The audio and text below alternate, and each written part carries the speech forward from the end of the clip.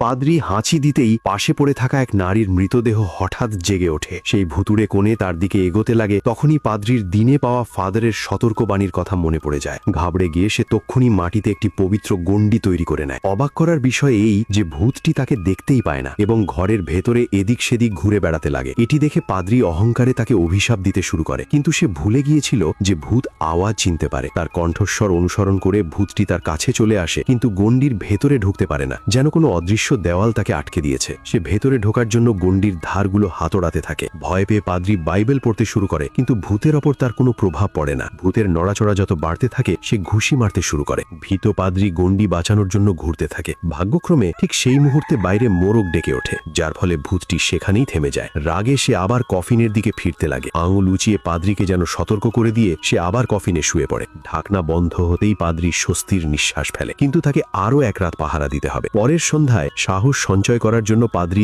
2 litre মদ খেয়ে নেয়। নেশার ঘোরেও সে পবিত্র গণ্ডি তৈরি করে এবং ভূতটিকে গালাগালি দিতে লাগে। পরের মুহূর্তেই কফিনটি হঠাৎ হাওয়ায় ওড়ে এবং তার দিকে তেড়ে আসে। পাদ্রী ঘাবড়ে গিয়ে মন্ত্র পড়তে থাকে এবং ভুতুড়ে কোনি কফিনে সাওয়ার হয়ে গণ্ডির উপর আঘাত করতে থাকে। মন্ত্র ব্যর্থ হতে দেখে সে নিজের জুতো খুলে ভূতের গায়ে মারে, কিন্তু তাতে ভূতের কোনো ক্ষতি হয় না। তখনই বাইরে আবার মোরগ ডেকে ওঠে। ভূত সঙ্গে সঙ্গে কফিনে ফিরে যায়। পাদ্রী পুরোপুরি ক্লান্ত হয়ে পড়েছিল এবং মৃতদেহটি রাগে নিজের চোখ বন্ধ করে। আপনি কি কখনো এমন সুন্দরী ভূত দেখেছেন?